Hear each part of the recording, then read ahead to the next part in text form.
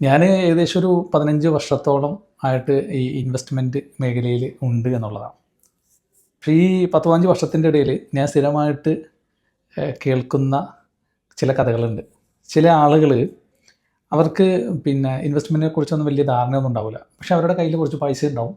അപ്പോൾ ഇവർ പൈസ എന്താ ചെയ്യണമെന്ന് വെച്ചിട്ടുണ്ടെങ്കിൽ, ഏതെങ്കിലും ഒരു വ്യക്തി എവിടെയെങ്കിലും ഒരു സ്ഥാപനം തുടങ്ങി ആ സ്ഥാപനത്തിന് അത്യാവശ്യം ലാഭമുണ്ട്, മിച്ചമുണ്ട് എന്നൊക്കെ ആ വ്യക്തി മറ്റുള്ളവരെ അറിയിച്ചതിൻ്റെ ഭാഗമായിട്ട് അങ്ങനെ അതിൽ ചെറിയൊരു ഷെയർ കൂടി ചെറിയൊരു പൈസ ഇറക്കി അങ്ങനെ കുറച്ച് നാൾ കഴിയുമ്പോൾ ആ കച്ചവടം പൂട്ടിപ്പോയി, അതല്ലെങ്കിൽ അത് നഷ്ടത്തിലായി എന്നൊക്കെ പറയുന്ന ഒരുപാട് ആളുകളെ ഈ 10-15 വർഷത്തിൻ്റെ ഇടയിൽ എനിക്ക് കാണാൻ സാധിച്ചിട്ടുണ്ടെന്നുള്ളതാണ്. അപ്പോൾ പൊതുവേ ഈ ആളുകൾക്കുള്ളൊരു പ്രോബ്ലം എന്ന് വെച്ചിട്ടുണ്ടെങ്കിൽ, നമ്മൾ ഈ ഇൻവെസ്റ്റ്മെൻറ്റ് നടത്തുമ്പോൾ സാധാരണ ഏതൊരു വ്യക്തിയെ ആശ്രയിച്ചിട്ടോ അതല്ലെങ്കിൽ ഏതൊരു ചെറുകിട സ്ഥാപനത്തിനെ ആശ്രയിച്ചോ അവർക്ക് പൈസ കൊടുത്ത് അതിലൂടെ മാസം മാസം അല്ലെങ്കിൽ വർഷം എനിക്ക് ഒരു ഇത്ര രൂപ ലാഭം കിട്ടുമെന്ന് വിചാരിച്ച് ജീവിതത്തിൽ സമ്പാദിച്ച പണം മൊത്തം കൊണ്ടുപോയി അവർക്ക് കൊടുക്കുന്ന ഒരുപാട് ആളുകൾ നമുക്ക് കാണാൻ സാധിക്കുന്നുണ്ടെന്നുള്ളതാണ്.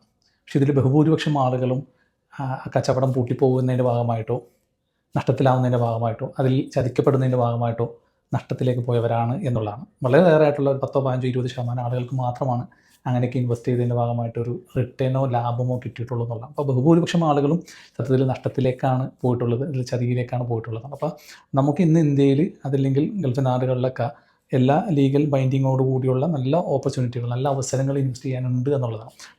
അത്തരത്തിലുള്ള അവസരങ്ങളൊക്കെ ഉപയോഗപ്പെടുത്തിക്കൊണ്ട് ഇൻവെസ്റ്റ് ചെയ്യാനാണ് നമ്മൾ ശ്രമിക്കേണ്ടത്. അല്ലാതെ ഒരു വിധത്തിലുള്ള ലീഗൽ ബൈൻഡിങ്ങോടൊന്നുമില്ലാത്ത ആരൊക്കെയോ വിശ്വസിച്ചിട്ട് നിങ്ങൾ പണം കൊടുക്കുന്ന ഒരു രീതി ഒരിക്കലും റെക്കമെൻഡബിൾ അല്ല എന്നാണ് എനിക്ക് എല്ലാവരോടായിട്ട് സൂചിപ്പിക്കാനുള്ളത്.